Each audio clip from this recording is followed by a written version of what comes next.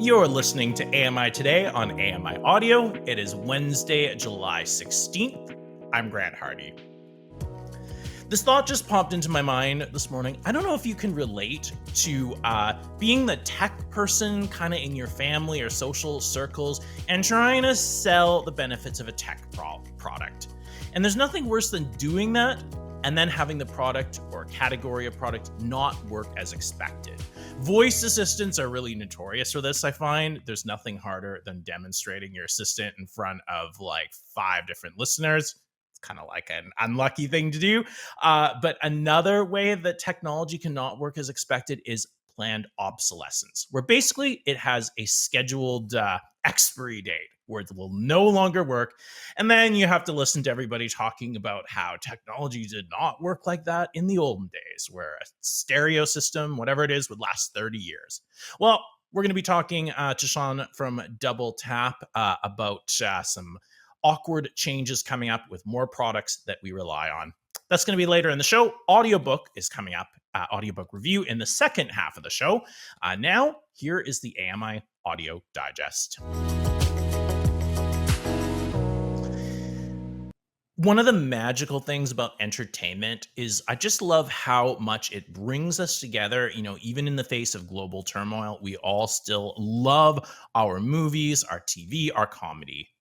Corinne Van Dusen and Matt Spears host the Globe and Mail at 10 a.m. Eastern on AMI Audio, repeating every 6 hours. Corinne is joining us now to talk about the Emmy nominations that have just come out. It's one of the articles in the Globe. Corinne, what have you got for us today?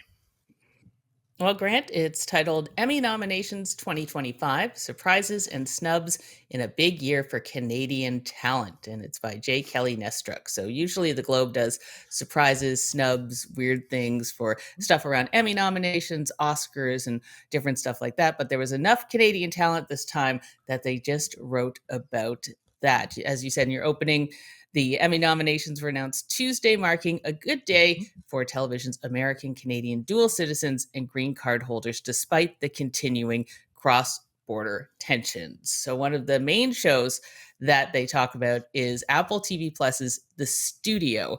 While it is completely in America, it's a satirical series about the declining American motion picture business in Los Angeles. So it's fully based there. It was, as J. Kelly Nestruck writes, the BC boys, Seth Rogen and Evan Goldberg, who brought this to life. Seth Rogen stars in it as well. Evan Goldberg is his production partner. So it leads in comedy categories with 23 nominations for just the one show, which is massive because it broke the record set by Ted Lasso back in 2021 with 20 nominations. So the studio was well liked by by people on the panel. So Rogen stars as a hapless studio head, and he picked up 3 Emmy nominations altogether for his acting, writing, and directing. He's far from the only Canadian nominated, with only 1 or 2 or more nominations. Catherine O'Hara has been recognized for her performances in both The Studio as well as The Last of Us. And then Jessica Lee Gagnon is nominated for both cinematography and directing in her work on Apple TV Plus's drama category, leading sci-fi hit Severance. So people are looking to Canadians to do great things. The snub, however, was Sarah Polley. Sarah Polley is a Canadian actor and now director who hasn't been on screen in 15 years. But guess what show got her back on screen? You're right, it's The Studio. Seth seems to be able to do everything. The studio had a ton of guest stars that were nominated for like walk-on roles because they had Ron Howard on there, Anthony Mackie, Martin Scorsese, all playing themselves since it is in the American studio business. But unfortunately, Sarah Polley, who is great in that episode because I watched The Studio, it is surprising. It's an unfortunate snub, but it's kind of like when you have that many big names, you can only submit so many. But unfortunately for Sarah Polley, she was on stage or on screen after 15 years, but she won't be walking the Emmy stage. It's a good, quirky, informative article about Canadian content in the Emmys. Wondering if we can talk about Canadian inflation real quick, which is the second article you've got here from the Globe. Yep, Canadian inflation ticks up to 1.9% in June, boosting expectations of no BOC rate cut in July. It's by Jude Almalise, and it is the business article, so you can listen to Matt Spears read that on the show. Canada's annual inflation rate ticked up to 1.9% in June, and underlying price pressures remained sticky, reinforcing expectations that the Bank of Canada will hold off from cutting interest rates this month.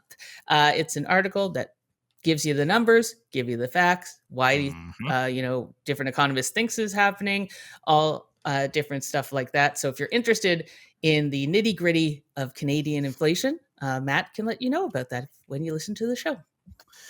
Yeah, there's sort of some goods and bads. We've got prices of durable goods, rent, groceries, et cetera, on the rise. But we've got a decent drop in the unemployment rate, which is good. One interesting thing, though, that's being acknowledged in the news and this article is it's looking like we're going to have some tariffs from the U.S. We're not going to be able to get rid of those completely. Good articles today. Thanks, Corinne, for coming on the show. Thank you. That is the Globe and Mail at 10 a.m. Eastern. Again, repeating every 6 hours on AMI Audio.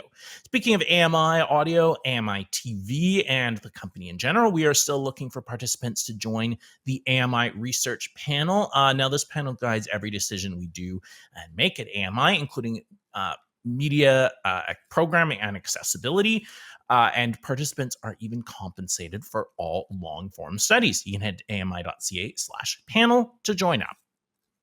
After the Globe and Mail is the Washington Post. That first airs at 11 a.m. Eastern on AMI Audio, also repeating every 6 hours, and is hosted by Mike Ross, who joins us today with, Mike, I was going to say a health article and non-health article. I don't know what we want to call this, but nicotine is just not going away. What do you have for us? Well, it's not. Unfortunately, it's on a bit of a rebound. Nicotine use among high school students.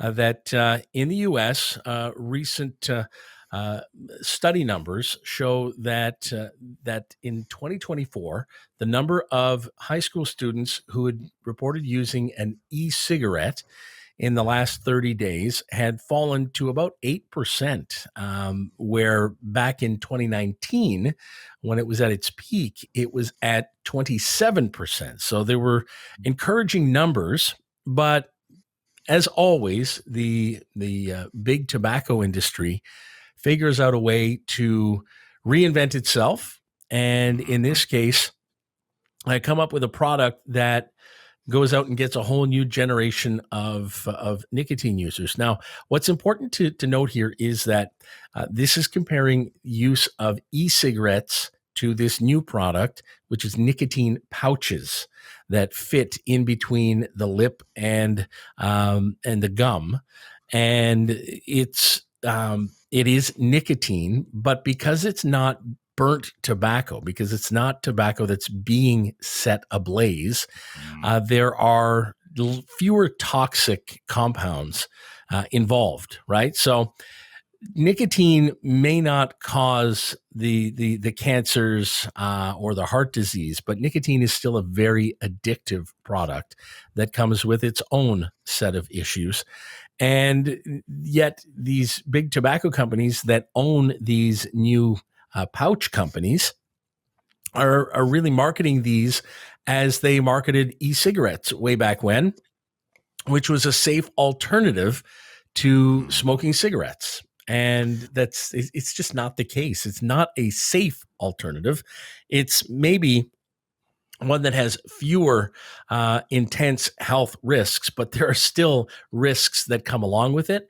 And the way they're manufacturing these and marketing these is very much to a youthful audience, basically trying to ensure that as the older smokers and e-cigarette users, rough language here, but as they die off, they are sort of replacing those consumers with a new generation of buyers. Yeah, there was really kind of this pretense that the article dismantles here about how these e-cigarettes were kind of supposedly to get people off of cigarettes onto an alternative and safer method, but clearly the marketing clout that these companies have, they really do need to get teens hooked. And one thing that I found pretty interesting is that these pouches are harder to detect, right? Because you don't have to Hmm. spit or do anything, so you could wear these anywhere, and it's less likely people would even know or I have don't them in know your how mouth, I much. should say. Yeah, I don't know how much tobacco experience you have. I've smoked cigarettes in the past. I smoked cigars. I did chew tobacco at one point. So I've had all the different experiences, and I must say that if you are a nicotine user and you were to use one of these pouches, absolutely, in all these Mhm. places where vaping is not permitted, you can just slip one of these little pouches right inside your bottom lip, and off you go. But again, you said it, that the e-cigarettes are still a good alternative or a good tool for adult smokers who are trying to get off the cigarettes Mhm. and hopefully wean themselves off of a nicotine use completely. But the fact is that they're, because of that disguisability of these nicotine pouches and how easy it is to just slip it inside your mouth and nobody knows you've got it going. You don't have any smoke or any vapor coming off of a cigarette or an e-cigarette. And the fact that they're putting it out there in all of these attractive flavors, right? Bubblegum, cherry, watermelon, peppermint, cinnamon. It really, and advertising through social media, they really Mhm. are targeting a younger audience. They're not trying to sell adults on this. They're trying to sell kids on this. They're trying to establish the next generation of consumers, which is exactly the kind of thing that they did with the e-cigarettes. They didn't market this just as a great alternative for people who are looking to kick a habit. It was definitely targeted towards younger people to be seen as cool, as seen as rebellious, right? The same way cigarette smoking was for many, many years. You go back to the 1950s and 1940s, all advertising for cigarettes of how debonair and how classy these people looked with a cigarette going. And you watch old movies, old TV shows, people smoking very openly on these shows, and it's just not really the way things are done anymore, because our knowledge base is so much more expanded as far as the negative health risks. And it feels like the big tobacco companies are trying to sort of pull the wool over our eyes again with this Mhm. product, and doing so in a pretty nefarious way as far as going after those young, influenceable students, right? High school students who are easily persuadable into using these types of products. Yeah, 100%. Really going after people who are a little bit vulnerable with the huge amount of marketing clout and knowledge about romance or influencers or being cool and rebellious, whatever it is. They seem to know how to get people hooked, and they're still adapting and they're still doing it. Mike, thanks for coming on the show today. My pleasure. Talk to you tomorrow. Cheers. That's Washington Post, airing at 11 a.m. Eastern and repeating every 6 hours on AMI Audio. Our popular tech show Double Tap, hosted by Stephen Scott and Shaun Preece, airs firstly at 12 noon Eastern weekdays, repeating every 6 hours. We've got Shaun Preece on to talk to us about probably something you uh, have talked about a lot before, and maybe isn't the favorite subject, is planned obsolescence and what's happening with popular smart home products that's been announced. Shaun, what do you have for us today? Hiya, Grant. Yeah, well, this is one of those infuriating stories, really. This comes after the news from Belkin. Belkin, a high quality, really, tech accessory manufacturer.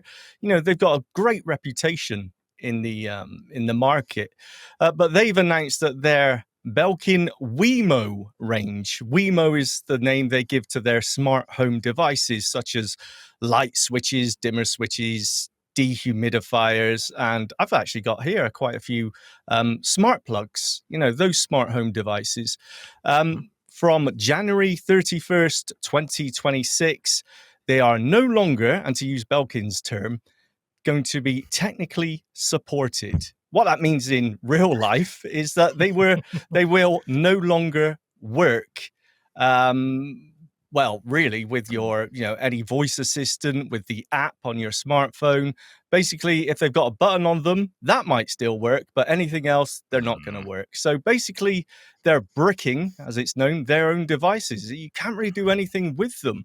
And you used the term there, planned obsolescence. And, there is instances of that, of course, where manufacturers will make a device with a expected shelf life of maybe 5 years, and then you need to buy a new one.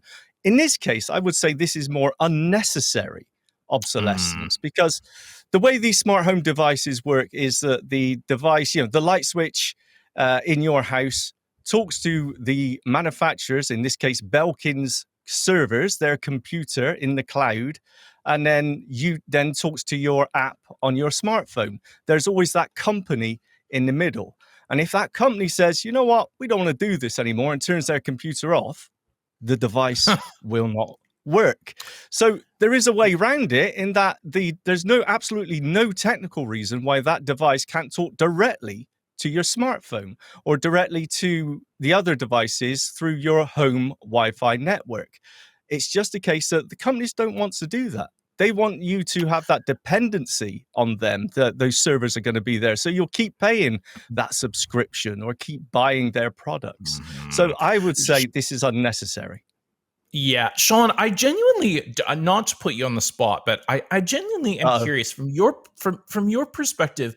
Why would a company set this precedent? I mean, I can understand if you have a massive streaming, cloud storage, and they say, look, we just can't do it anymore. But for something like this, why would a company cut you off? Well, that is the question. Why would they do that? Is it a case of, I mentioned a list of a few of the different devices in their smart home range. Have they stretched themselves too thin? Is actually supporting all those devices? Because, like so many things these days, a lot of it is server-based, software-based. That takes maintenance. That's why subscriptions are so popular, because you need to keep that software up to date. A new smartphone comes out, does the app still work on it? And whatever else comes out, you got to constantly maintain that software. That takes development time, that takes development cost, and then you've got to keep those computers on all the time, 24/7, so it can always process those, turn my heating on commands. So there is an ongoing cost there, but arguably, honestly, I don't know why it's going this way. I think it does highlight, though, we do need to take so much more notice now of consumer rights. This isn't the only company doing this. There's also a company called Future Home in Norway, which recently just said, the owner company went bankrupt. Someone else bought it and said, we're now making it subscription. It used to be you buy the device and that's it, but now they want an annual fee. And if you don't pay it, then the devices aren't going to work. It just doesn't leave a great taste in your mouth. It feels like we don't own anything anymore. If we buy something, we expect it to work as we bought it for as long as we own it. That's no longer the case anymore. Scary. No, that's it. And that's why I'm curious, because now when the company comes out with this amazing, subscription service, whatever it is, now I'm going to be a little more skeptical that, they're going to help me transition on and off of that if I ever need to. It's a really fascinating subject. And right now there just seems to be very little we could do about it other than just okay, sorry, Mom, that I put this smart plug in your house. Good luck now losing your scheduling. It's so true. It is so true. And especially things like light switches, where you actually get someone in to install them into your house. What do? You got to get someone in. It's so expensive. So yeah, it is. It's annoying. Legislation is the answer. That's it. Shaun, thank you so much for coming on the show. Thank you so much. Take care. Cheers, man. Double Tap is coming up at 12 p.m. Eastern on AMI Audio, repeating every 6 hours. Kelly Macdonald has been on AMI-télé, AMI Audio, a staple and a huge personality here at the network, and really excited to have Kelly back on air today. Hey, Kelly, welcome to the program, and where do you want to take us? Well, Grant, it's nice to be back. And they say about staples, right? We give you the jab in the old finger if you're trying to put us into something, or crack a fingernail if you're saying, I need this staple out. Got enough of that, pulling staples out of cardboard. In behind me, we've got some soundproofing and we've stapled it up. And once in a while, I'll either find a staple that's decided to abscond and fall out, but it's usually pretty safe. No. But other times you're like, I need this one out of here. I need to throw it away before it falls out. And you're working your finger, and crack goes the fingernail. Grant, planned obsolescence fascinates me because it started before we really thought about it, right? Like, I mean, the technical world will say, no, it didn't. But when we started to buy iPhones, for example, and we know they've been screamed at for throttling technology back in the years gone by, they've had to pay out because, well, okay, we have a time limit for stuff. Maybe it would have been better off saying to people, explaining that in the early days, hey, after so long, we won't be able to update your equipment. It just won't happen. Technology is progressing. This will be a problem. And I don't know what that would have done, Grant. I don't know if you would have understood that and said, well, what the heck do you mean? Make it in such a way that online through the internet, you can just update. But we all know things are slow. When you first ever used an iPhone or any device like that, you were fast with it. Now you seem to outgrow and they become slower to us. But I think a lot of it is the expectation. When I first ever used one, I had no expectation, and the thing was amazing. I never made half the mistakes I do now. But now, as you get used to it, human beings get faster. We're the first to say, look, man, this is 2 years old. I need another one. Yeah, I actually have a fair amount of sympathy for people saying, look, this technology, either it's not going to do the latest thing that's coming out, or it's going to be really slow. You can try it, but you're probably going to have to upgrade. I have a lot of sympathy for that. But I do think manufacturers have kind of taken our trust and used it to just cut us off when they maybe don't have to cut us off. Right. So you're looking at whatever it is, a smart speaker that like, oh, you know what? Sorry, we're cutting you off from updates because we only want to update our newer model. It's going to stop being supported in another year. And you're like, whoa, like you don't really have to do this. Come on. So it's always a balance, right? Yeah, and I always wonder, and again, it's the almost making things it's not usable. You just can't use it. And again, I understand you have a black and white TV from the 1960s or the 70s. Okay, I get the analog thing, all that. We've gone into digital full-heartedly. That's 45 years, 60 years old. What the heck are you doing? I get that. But so many devices. I've got an old Google Home and it works. It works fine. Is it giving me problems? Can I tell? It's just not quite adequate. Well, yeah, but this darn thing's 10 years old or however long, whenever they first came out. I also love the smoking chat today, Grant, I have to say, because I've recently had some conversations with people about what different countries are doing to kind of curb this as a health issue, knowing that, hey, man, the more you let people smoke, no matter if you try to encourage them to quit it, give them alternatives, it's still biting all of us health-wise. And I'm not trying to pick on smokers. It's easy for me to say I've never been a smoker. I've been always too afraid to pick up something that I could get addicted to because I don't have the guts, the nerve, the fortitude to quit. I have enough struggle with foods that I like saying, probably not the best thing for I wanted one battle in my life, that and getting out there and exercising, let alone some other habit. And thankfully I learned that pretty young when I watched my friends with their addiction. Are you for some of these country moves to say, listen, we want this out of here for so many reasons because there's absolutely no good reason to have it?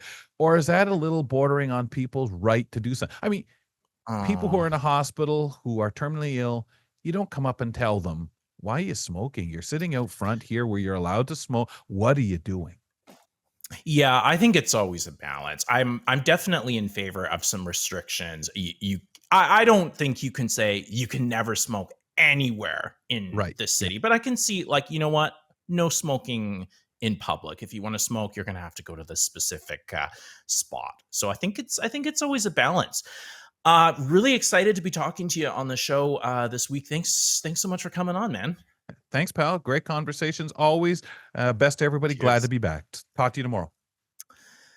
It's Kelly Macdonald from AMI Audio and AMI-télé.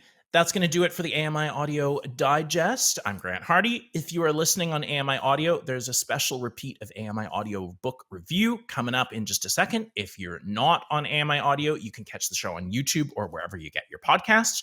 Jacob Szymanski and contributor Amir Khan shared their 8 favorite teachings from The Prophet by Khalil Gibran. The Prophet is a poetry collection from Lebanese-American author Khalil Gibran that's often given as a wedding gift to newlyweds, mainly because of its timeless and accessible ruminations on love and marriage, among many other aspects of life. That's coming up in just a second. Thanks so much for listening to the AMI Audio Digest.